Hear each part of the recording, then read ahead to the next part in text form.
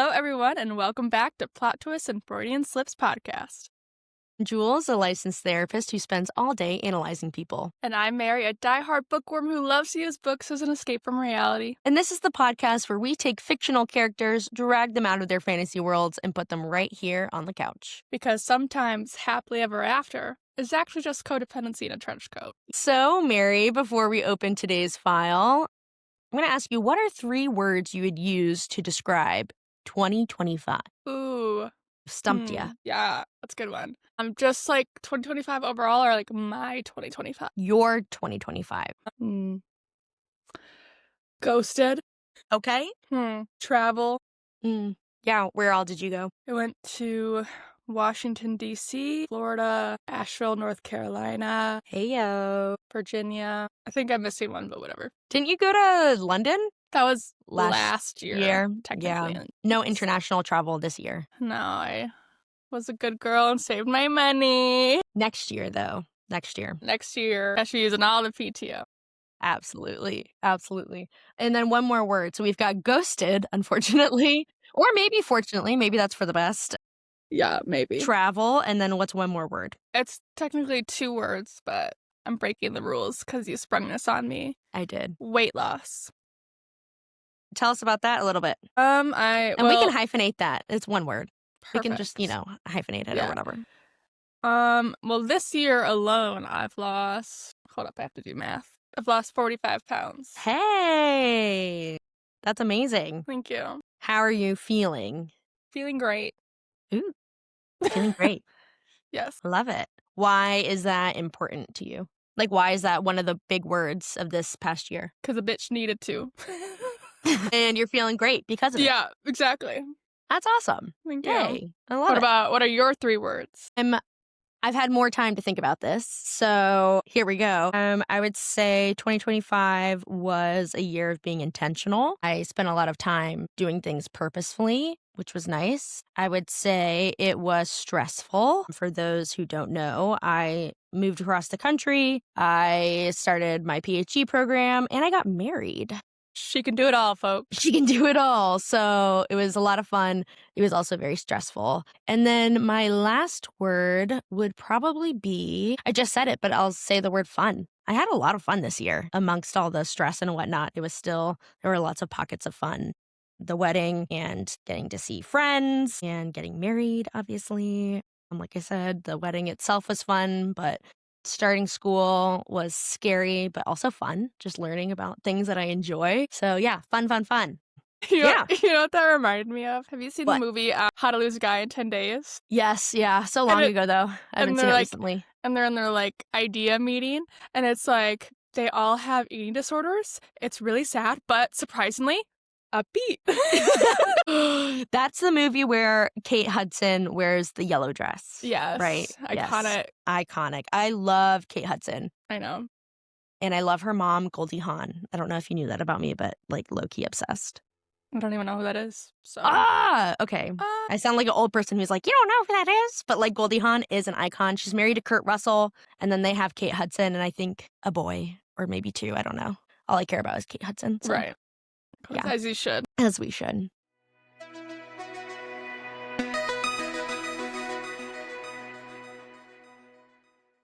If you're new here, here's how it works. I bring in a book and its characters. Jules probably hasn't heard of the book or read it.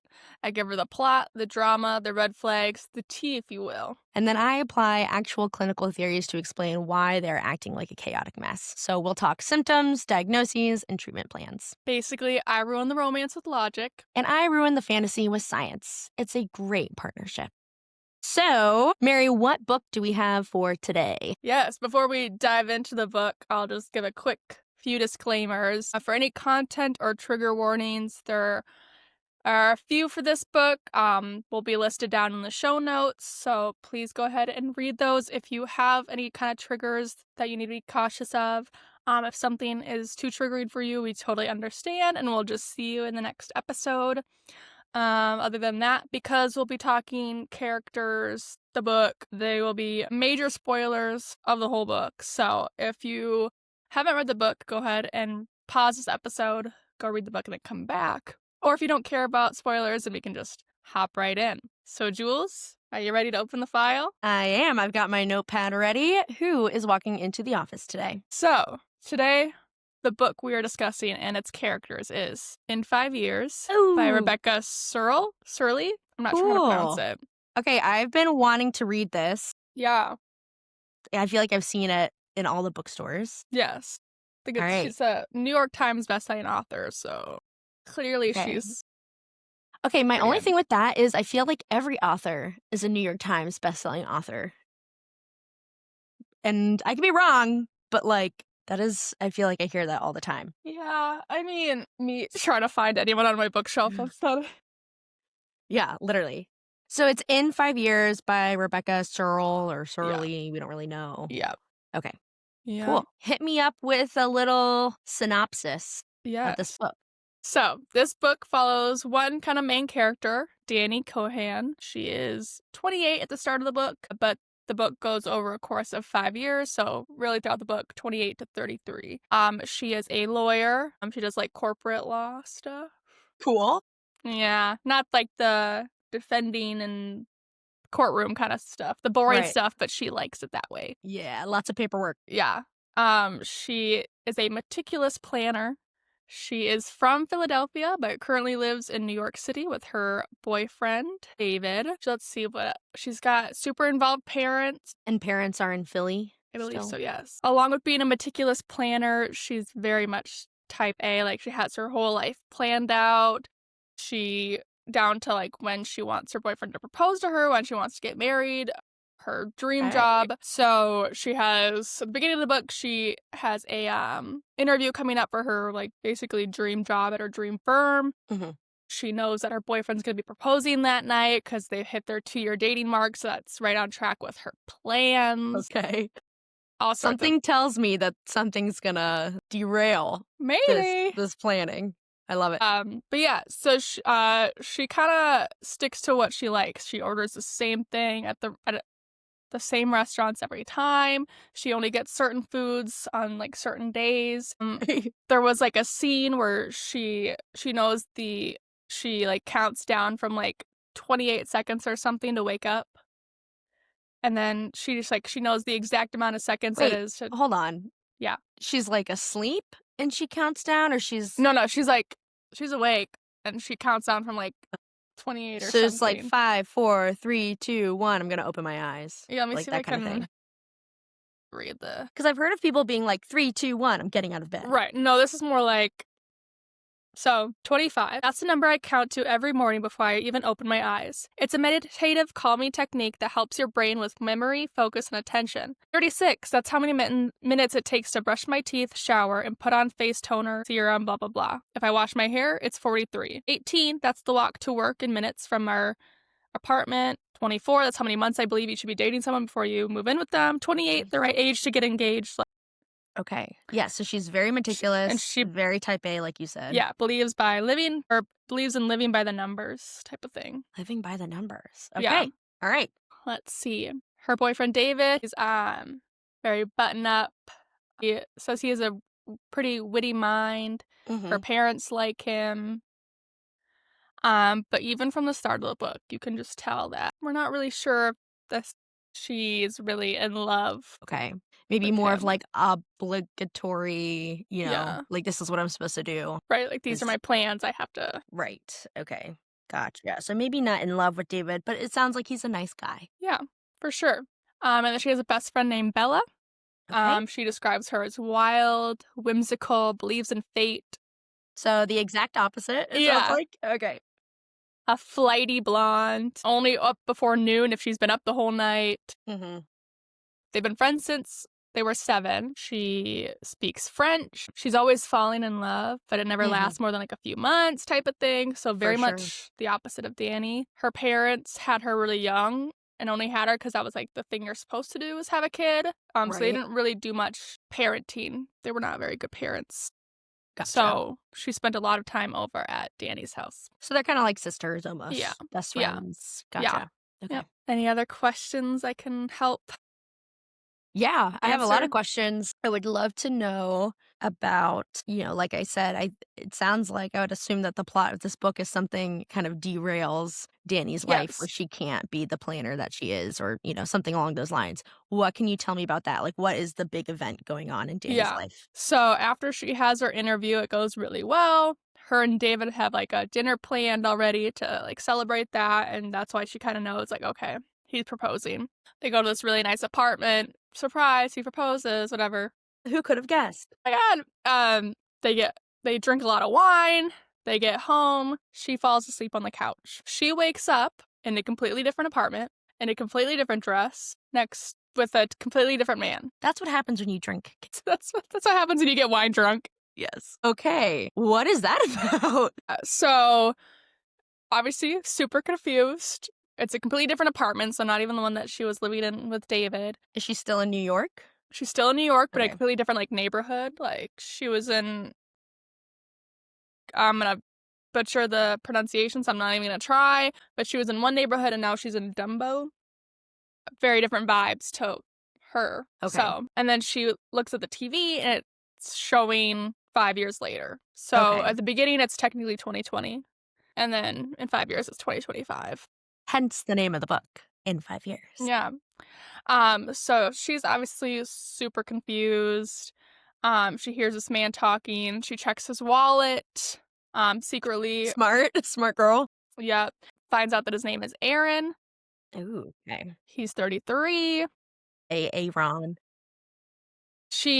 When she like sees Aaron, she has these really intense feelings that she's not sure what they mean. She thinks maybe she's in love with this man, whatever, she's not sure. All she knows is they have like this connection. She thinks he lives there because there's like clothes of his that he grabs out of a closet. And she's just like, how did I end up here? Right. Like, what's going on? But then because she's feeling all these emotions and she thinks it's like love and stuff, she sleeps with Aaron. Okay. Bold choice, but Hey, you do you. not one to judge. For those who aren't watching and just listening, Mary did make a major side-eye face. So after they sleep together, well, she says it's like something she's never experienced before, like the emotions she has, like she can't explain it. And then she's only there for about an hour. And then she wakes back up in current time. David's there. She's like, was I sleep talking? He's like, no, you were out cold. She's like, was I caught? I just cheated like, on I you. just cheated on in you my in a dream or alternate maybe an alternate universe. I don't even know. And then she calls her best friend just to like ground her. They start talking and Bella's like, I wish you had more fun. Things like that. So, and you can kind of tell there's like a little like tension between Bella and Tension. It comes back. They're basically sisters, butt heads. They're pretty opposites. Things like that. Right. That makes sense. But yeah. Okay. So that's kind of what happens. Then we're back towards 5 years before that.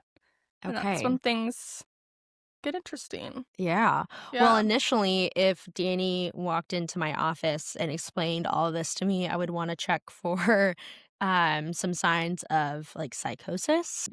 Like, are we grounded in reality? Are we having thoughts that aren't aligned with reality? Like, do we believe that this other world exists? And, things like that. So I'd want to just check and see where she is in terms of reality testing and seeing, does she think that she actually went was to real therapy. or Yeah. okay, so I'm not even needed. Bye. Well, maybe she went to you. Yeah, maybe she went to me. Yeah, how did that work? How was that? She went to therapy for her dream because of this dream thing. What a smart girl. I like Danny. No? Okay. Well, yeah. I don't know. We'll see. But anyways. Okay. So she goes to therapy to talk about the night. And I wrote down this quote because I thought you'd find it pretty funny. She goes... Watch, I'm not going to laugh at all. She goes... So in her little monologue, it was, I know that therapists are supposed to help figure out whatever insanity is lingering in your brain and then help you get rid of it. It's funny. And I totally disagree. Therapists are here to help guide you, like on your journey and whatnot. Yeah. But we're not here to get rid of anything. We're here to just help you feel comfortable while we navigate things together. And that is another thing I would stress. Now I'm going off on a tangent. While I say guide, like we're not in Yeah. charge. You're in charge. Right. In therapy, we're here to help, like alongside of you, maybe provide some insight that you may not have. But yeah, we're not here to fix anything because I don't have all the answers. Believe it or not. Um, I know. What? I know it's I'm crazy. shocked. I wish I did. That would be insane. Yeah. That'd be really cool. But Hmm. I don't have all the answers. But Sometimes I have alas. none. Yeah. So She has been to therapy before okay. when she was younger because her brother died when she was 12. Mary, this is important information. Well, that's why we're talking, isn't it? Yeah, I didn't ask.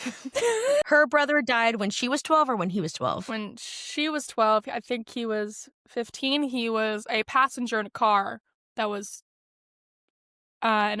struck by a drunk driver. Vividly remembers like her mom screams when she found out. Mm-hmm. Her dad like asking questions like who was driving, blah blah blah. Right. Her parents and her haven't really drank since. She doesn't drink too often, but her parents are like completely sober. Except for when she had wine night. Well, I'm saying like her parents are mainly like sober. Okay, gotcha. Phew, Bless you. phew. Coming back around. Yeah.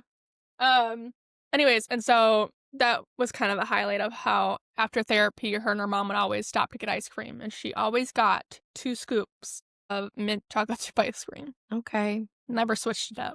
I wonder, and maybe you have some insight to this or maybe not, but is that kind of when her rigidness started after brother's death? I would say so, probably, yeah. Okay, so one could assume that that's connected a little bit. So it doesn't sound like she's processed him dying, or maybe Right. she has? No? Okay. I don't think so. Okay. Yeah. All right. So she has this dream situation, tries to go to therapy. It sounds like therapy's not super helpful. What happens next? So after she wakes up a week later, she gets her dream job that she interviewed for. And then we kind of time jump quite a bit. So then a year later, her and David move into their dream neighborhood for And they're rent. engaged. They're engaged. Okay. And then once they move into their dream neighborhood, they rent for the first year. Okay. Another year goes by and they find a place to buy. Still engaged. We're now 4.5 years have passed. Okay. Everything is going according to Dannie's plan. She's about to become like a partner in the firm or whatever, things like that. Okay, But yeah. she is still engaged to David. They have not And gotten she married. hasn't They haven't met. planned anything. Okay. And she hasn't met Aaron again in some No. fashion. Okay. Not yet. But they're not. That's interesting. So they're having a long engagement. Yeah. And And they David's just- okay with that? Yeah, like she keeps pushing it back for like, oh, Yeah. this Once I get is- the promotion, yeah, or this like, happens, work's or crazy. once we're yeah. like, and like he just lets it happen. Like he's not like, no, we have to plan. He's like, yeah, it's Right. fine. So he's very, kind of like, very all right, agreeable. Like, yeah. All right. So now we're 4.5 years later. So we're almost about half a year till the night that whatever. And she is still thinking about like this night. It's a reoccurring thing for her. It must have been mind blowing. Yeah, that's been really good sex. For her to keep thinking about it 4.5 years later. He dicked her down good. Gosh. Mom, close your ears. I'm so sorry, Anne. She'll be thrilled that she was mentioned.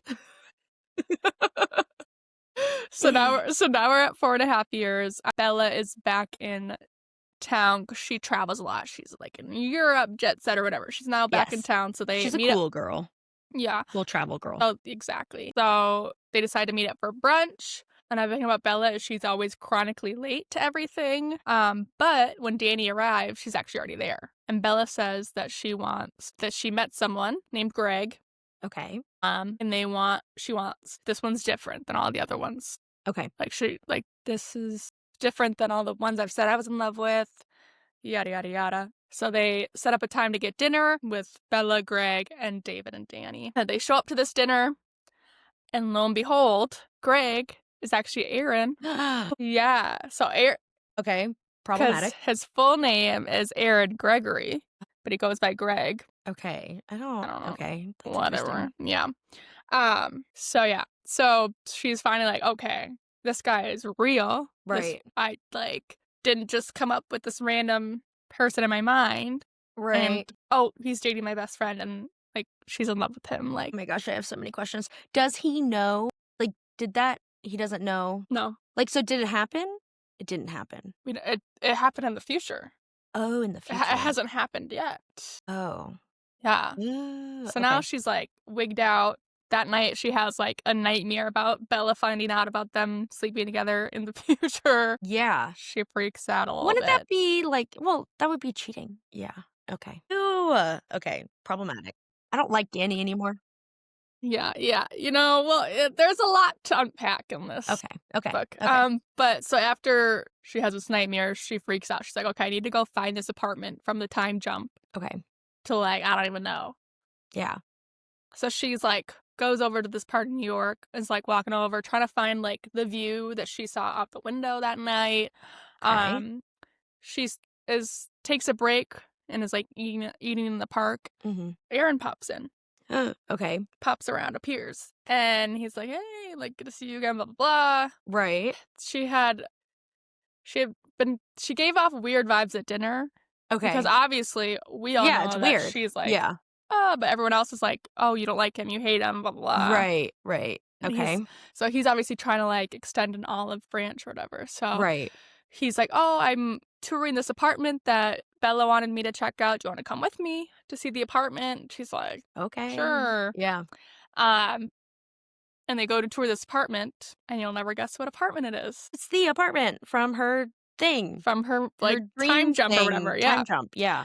But it's like not renovated. It's like bones, bare. So it's not like, I mean, it's the same apartment, but it doesn't look the But same. yeah, and Okay. Aaron works in like he's like an architect or something, Okay. so he works with that kind of stuff. And he's like, yeah, like I think the kitchen should go over like whatever. She's like, no, I think the kitchen should go over there, which is where she saw it in her Yeah. time Okay. jump or whatever. Controlling. Yeah, but Okay. so now that once she knows Aaron, Greg Mhm. is real, and that the apartment exists, almost, she gets a little spooked, I Yeah. guess. So she's now really eager to get married before the premonition date so that doesn't She can come true. avoid. Yeah. Yeah. So Yeah, that and I'm assuming it's because she doesn't want, like, Bella sounds like is really into this guy. He's different, they're best friends, blah blah Yep. blah. So she wants to protect Bella. Is that what we can I assume? think so. She's like she doesn't want to hurt Bella or David. So she's like ready to jump on this. Right. And she said like and David is just like just a nice guy. He's Yeah. just nice.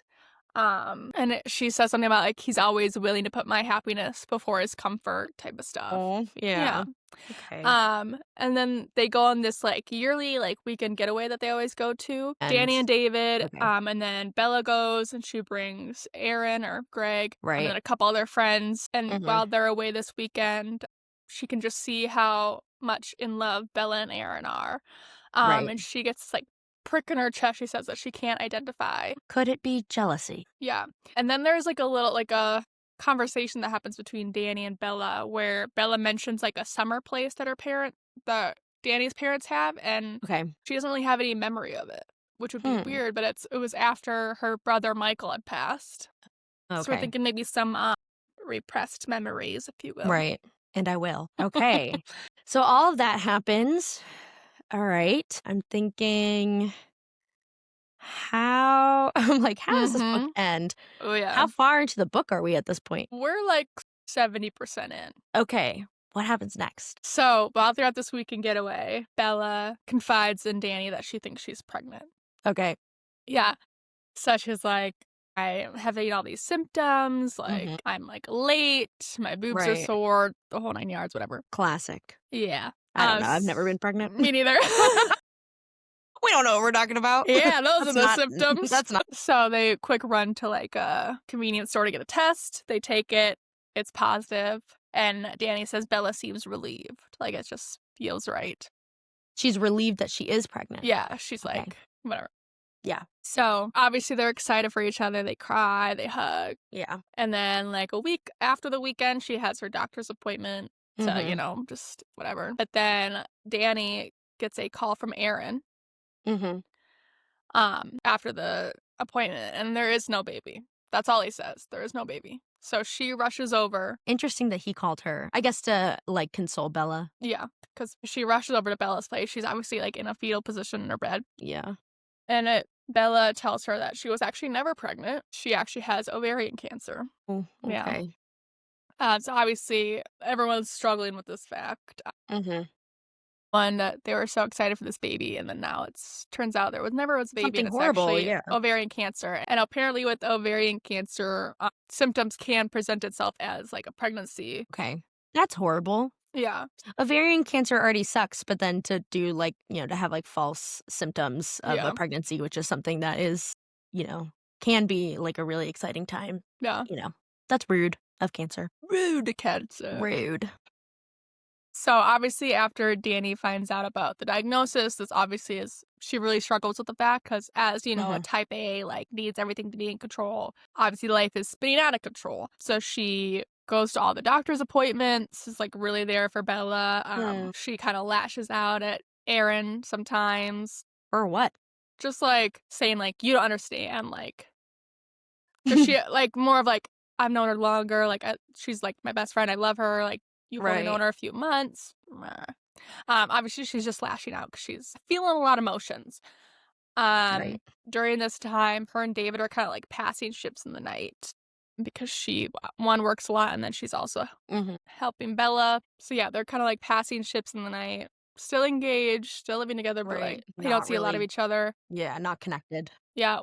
She realizes that they haven't really seen each other in a while, so she goes and gets, like, lingerie that she never gets, and they have sex afterward, like, when he gets home. Right. But she notes that he's looking at her as if he's already gone. Like, Mm. there's this weird kind of tension of, like, we were supposed to be planning this wedding for December, and it's coming up, and we haven't really done much. Right. Then Bella, meets with a couple specialty cancer doctors, courtesy of her parents, who are really well connected. Nice. So now Okay. they kind of are being a little bit more supportive than they were when she was growing up, obviously. Right. Good. Yeah. Yeah. A little bit more involved. Yeah, so she has to get, like, a full, like, hysterectomy and everything. And then based on what they found in there, they decide she needs to do chemo. Jeez. And at this point, she's like early 30s. Mm-hmm. Okay. Yeah, so she has to get the hysterectomy, and then based on what they find, she has to start chemo. Mm-hmm. And again, Dannie is really struggling with this. Then, This is intense. yeah, I know. This isn't your normal book. I know, it's not. It's like contemporary. It's like fiction. It's Fiction. not really a I romance. love it. I know. I'm still gonna, even though I know what's happening, I'm still gonna read it. Yeah, you should. It's pretty good. So anyway, so that's happening. Bella starts getting more sick. They kind of get into this quarrel because Danny's trying to control things, and Bella's like, "Let me live my life. Yeah. Like I'm dying. Let me do what I want." Yeah, that's fair. But because she was like stage 3, I think. She was Okay. basically Pretty at serious. this point pretty serious. At one point, it's Mhm. considered like terminal. But while she's going through everything, it's Danny's birthday, so Bella gives her a gift, and it's a piece of artwork. And lo and behold, it's a piece of artwork that she saw in the apartment in the time jump. Oh, So she's like, yeah. What is this? and so she's like, kind of freaks out, and she's like, makes Bella promise that Bella won't move into this apartment. She's like, that'll stop this. So Bella's like, Okay. oh, she's like, okay, I won't move into this apartment. All right. Trying to control things again. Yeah. Yep. And then so they get into an argument, and Bella then says, I don't want you at any more appointments. Yeah. Cut off. Leave me alone. Dang. Type shit. Yeah. So Good then for her for having boundaries. Those are good boundaries. Way to go, Right. Bella. Go Bella. Go, Bella. Yay. Character arc. Then yeah, so after that, Danny's really struggling with not knowing what's going on, like whatever, not being at the appointments. She happens to run into Aaron Greg. and Gregory. Aaron.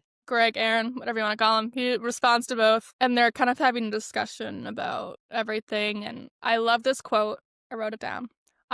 You mistake love. You think it has to have a future in order to matter, but it doesn't. It's the only thing that does not need to become at all. It matters only insofar as it exists. Here, now, love doesn't require a future. I love that. Yeah.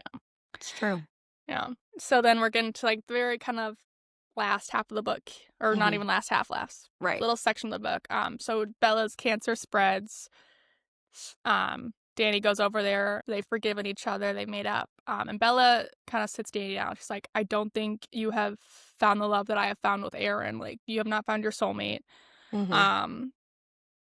You deserve to find this kind of love. So she goes home, and actually David breaks things off. Good for you, David. Know your worth. He's like, you might love me, but you're not in love with me. Like, you're just we're together because it's convenient, like it's comfortable, but you're not in love with me. And whatever. Yeah, it sucks that it took like him doing it, but at least he did it, you know. So she moves in with Bella. Really? And Bella was okay with that? Okay. Well, Bella's dying. Yeah. Well, true. Yeah. All right. They've made Fair up. enough. Yeah. Whatever. So she's a little bit of their roommates or whatever while Bella's going through her last moments. And then one day she comes home to Bella's place, and her stuff isn't there. And she's like, what the heck? And Aaron says, oh, I have a surprise for you. And he takes her. I was just going to be like, Bella died. Sorry. Your friend's dead. She died. R.I.P. And I cleared out all her stuff. Everything's gone. No, it's just. And I also took a life insurance policy. It is now a thriller book. Always trying to get back to the thriller book. So, no, it's just Dannie's stuff that was gone. Oh, okay. And she's like, what is going on? Like, so Aaron's like, come with me. I have a surprise. And he brings her to the apartment, the same apartment from the time jump. It is now completely renovated, like all done. It looks exactly like the apartment that she saw in the time jump. And Aaron says that Bella is gifting Dannie this apartment. Okay. And she wants her to live here. She's like, well, I can't really refuse my dying friend. Sure. And then she sleeps with her boyfriend. Yeah. Yeah. But really? At that point? Not that point. Not yet. Does Bella die? Bella dies. Okay. Yeah. So she passes away. They decide to have like a celebration of life on the day that the time jump day just so happens to be the day of her celebration of life. Cold. So after the celebration of life, they go back to Dannie's new apartment. Her and Aaron, they're just kind of both obviously going through these really hard emotions and grief. Yeah. And then the day kind of happened, like this moment, this hour happens almost exactly like it did. But now, like, the sequence of things makes sense. Like, the reason why Aaron's clothes were there is because he had a couple left over for when he was building the apartment type of thing. And they end up sleeping together. And she kind of realizes that these emotions she felt all these years during this moment, it wasn't love. It was the grief that she was feeling during that moment. She just didn't know what she was feeling. Right. So they kind of end things on friendly terms. Nothing like really more romantic, but more like they kind of just confided in each other in like that way, which I don't. Leaning on each other. Yeah, which I don't love personally, but to each their own. Yeah. But then, and then it just kind of ends with her in her new apartment. She's going down to this like deli place that she hasn't normally gone to. She's going outside of her comfort zone or whatever. Ordering something different. Going someplace new. And she runs into one of Bella's cancer doctors. And he kind of asked if he could take her out. And that's when her a sandwich at the deli. Yeah. Yeah. Yay. Okay. Well, not yay, but that was a great reading of the synopsis. Thank you. Yeah. The whole book, really. It's not a synopsis. It was just the whole book. It was the whole book. That's why we tell you about spoiler warning. We're reading the whole book. Yes. No, I love it. It sounds super interesting. Yeah, lots of clinical thoughts about our friend Dannie here. First off, I would say I'm hearing some things about anticipatory grief, which is exactly what it sounds like. It's when you're anticipating like someone dying or something ending. It doesn't always have to be like a person dying. It could be something ending. But sometimes we just get so caught up in anticipating it that we're not like living in the moment, or we start to do some like emotional numbing to kind of prepare for someone dying or something ending, so that could look like pulling away or something like that. So I'm hearing some things like that. Also, I want to address her need for, I don't know, control or things being a certain way. It kind of sounds like obsessive compulsive personality disorder, which is different from OCD. So OCD is obsessive compulsive disorder. OCPD is obsessive compulsive personality disorder. And that's more of having like a pattern or a preoccupation with orderliness, perfectionist, like control. So that's less like obsessive compulsive. It's more of an obsession with perfection almost. Does that make sense? Yep. So that looks like maybe Danny needing to be like quote unquote on track with her life. Like all the numbers that you were talking about, viewing her life as a series of milestones or things that she has to hit instead of just like living her life. Mhm. Or thinking that like the way that she lives her life is the correct way, like that there's a right and a wrong, would kind of be like a hallmark symptom of OCPD. So thinking that, and then of course, generalized anxiety disorder, which is excessive anxiety and worry occurring more days than not about certain things. So like career, marriage, friendship. And it sounds like she has difficulty controlling her worry, like she lets it kind of take over her life, especially her having this vision thing. Sounds like she's constantly in a state of worry or anxiety about not letting it happen. And then it happens anyway, because that's life. So those are some of the potential diagnoses that I would give Danny if she were a client. Of course, after thoroughly getting to know her. But yeah, down the road, those are probably some of the things that we'd be looking at. Cool. Yeah. Yeah. Any thoughts on any of those? No, I do have a question about losing her brother and then not having quite the memory. Is that something that ties in with whatever? Yeah, that's a great question. That could be something to note when we have like a traumatic event or something deeply distressing, like the death of a family member. It would make sense that our brain, in order to protect us, doesn't want to remember some of those events or things surrounding that person or the event. Like if she were there, was she in the car accident too, or No. no? No, No. okay. But it would make sense that her brain would want to protect her from, remembering some of those horrible details. Yeah, sometimes you can have like repressed memories or things like that when there's a traumatic event. It's just our brain's way of trying to protect us, essentially. Okay. And then her being kind of annoyed by Bella and her opposite personality. Does that kind of tie in with anything? I don't know if that is like a clinical thing. I think that sounds like for someone who is so rigid, of course it's going to be annoying having someone who's just like so carefree and whatnot. And I wonder almost if it's a little form of like jealousy that Danny can't, like she feels like she can't achieve that level of, carefreeness Mm-hmm. that Bella has. Like it would be nice probably for Danny if she could sometimes be that way. Maybe not as extreme, but, lean a little bit more, carefree and whimsical and whatnot. But it sounds like she has a hard time getting herself to that point. So I almost wonder if there's a little bit of jealousy or just like annoyance of like, Yeah. that's annoying. Yeah. So nothing like clinical there. It sounds Yeah. like more like a personal irritant, which Got is it. understandable. Yeah. So great questions. I think that's all I had. Love it. So, on a scale of 1 to 10, 1 being they ghost me after the first session, and 10 being they become a well adjusted member of society, where would Danny fall if she came into my office? Do you think she would stick with therapy? Maybe a 5. Okay. I think maybe at the end of the book, after Mm-hmm. she's kind of learned these lessons, I think she would be a better client, patient. Yeah. That's a really good point in terms of like sometimes we're just not ready for Mhm. therapy. And therapy, is not for everyone, and that's fine. But it's okay to give it a try, maybe decide like, I'm not in a place where I want to, process these emotions. And then you can come back to it later or try it with someone new. It really does depend on who your therapist is. You need to have a good fit for it to be successful too. So okay, would take a 5. Yeah, I think a 5. Like, at the end of the book, she'd probably be more, ready to work on things, but I think at the beginning of the book, she only went to that therapist, once or twice. Yeah, and then was Yeah. like, "Bye." She's I like, will "Ah." say, being a therapist on the other end of that, when your client ghosts you, is really sad. Don't ghost your therapists. Yeah. Let them know. Let them know that it's not working. Seriously, that's part of the relationship is, um, having those honest conversations, even though it's hard. Your therapist, if they're a good therapist, will appreciate it and not, and will listen to your needs and wants and either, pivot or help you find someone else or, respect that you need a break, whatever it is. But ghosting your therapists, that's a thing. And as a therapist, I've done it to my own therapist. So sorry. I, I feel bad. Sorry, Sorry, y'all. not sorry. Sorry, not sorry. So, Mary, for listeners who actually enjoyed the chaos of this character and this book, which sounds really interesting, Mhm. what should they read next?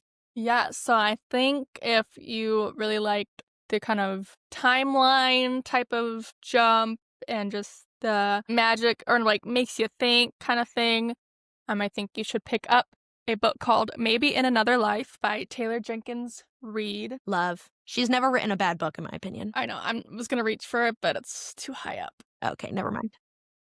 But anyways, so Maybe in Another Life by Taylor Jenkins Reid. It follows this main character named Hannah. She's 29. She goes out one night with her best friend to this bar where she bumps into her old high school boyfriend. And then it's just past midnight when Gabby asks if Hannah is ready to go home. And Ethan, her high school boyfriend, offers to give her a ride home. And it's kind of it shows two parallel storylines of what her life would be like if she chooses to leave with Gabby or if she chooses to leave with Ethan. I love it. Yeah.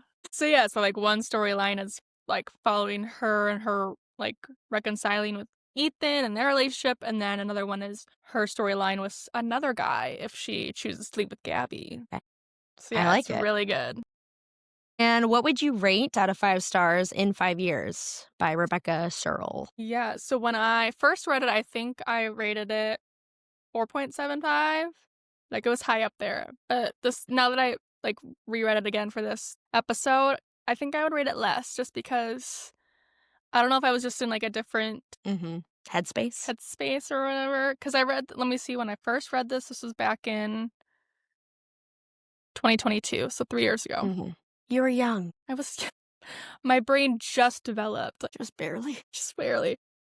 No, I would probably rate it now like a 4 just because I don't love... Like, I understand the whole, like, everyone grieves differently, but, like, you're sleeping with her boyfriend, like on her right celebrate after? date. Like, I don't know. But yeah, so a little 4. yucky.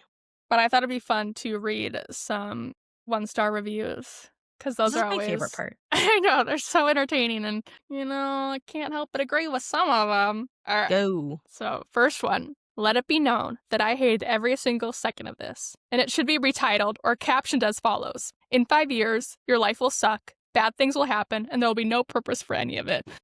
Dang. Okay. Another one says, if I met any of these people in real life, I would immediately block them on Facebook. That's very valid. Another one, if a nap dream about a random man is enough to make you avoid marrying your fiancé for 5 years, seek help. It's true. Another one is, corny, one-dimensional, extremely stereotypical, and predictable characters. An easy 2-hour beach read if you're just desperate. I love a beach read, though. Yeah. Simple. I don't know about... It's kind of like... It could... Seems more complex than a beach read. Yeah, and I feel like it could be pretty emotional for someone. Yeah, not to especially who have cry experienced under grief the sun. and lost a friend. Yeah. With the sand like all overstimulated, and then you're crying and people are looking at you. And... Yeah. Another one said, this was demented. That's all I got. Yeah. I love it. Yeah. Well, from the clinical side, if you found yourself having lots of feelings about this book, here is your prescription for the week. In honor of Dannie, I ask that maybe you block out 30 to 60 minutes of your schedule and do nothing. Or do something fun. It doesn't have to be just something not like work related. So no emails, no cleaning, no planning. Just sit with the anxiety of not doing anything. Or you could try to do something fun in that hour or 30 minutes. Or even 10 minutes if you only have 10 minutes of time. Everyone has 10 minutes, I think. So that is your prescription for the week. And in this field, as usual, we always like to get a second opinion. So did we get the diagnoses right? Or are we totally off base? You can slide into our DMs. We're on TikTok, Instagram, YouTube, Facebook, the whole 9 yards, and let us know your thoughts. And if you're listening on Spotify, leaving a 5-star review acts as a little dopamine hit for us. It's very regulating, and we get really excited every single time it happens. Yes. And until next time, keep turning the pages. And remember, reality is stressful. Read responsibly. And as we end, a quick reminder, as usual, I'm a licensed therapist, but this podcast is for entertainment purposes only. The discussions here are theoretical and applied to fictional characters. This is not medical advice. I am not your therapist, and listening to this podcast does not establish a client-therapist relationship. If you are experiencing a mental health crisis, please contact 988 or go to your nearest emergency room. And before we sign off here, I have a riddle title for next week's book. She came as a stranger, a soul out of place. With a heavy-duty title and a high society face. She planned for a pit stop, a brief muddy stay, a pause in life where she lost her own way. But the guest found a home where the quiet heart leads, finding magic in flannel and small-town deeds. Now the drifting has ended, her heart is at rest, no longer a visitor or a temporary guest. It's more than a song from deep under the sea or a fairy tale promise of who she should be. It's a story of finding where you truly belong when you're brave enough, bold enough, and finally strong. All right. We will see you next week. All right, bye. Bye.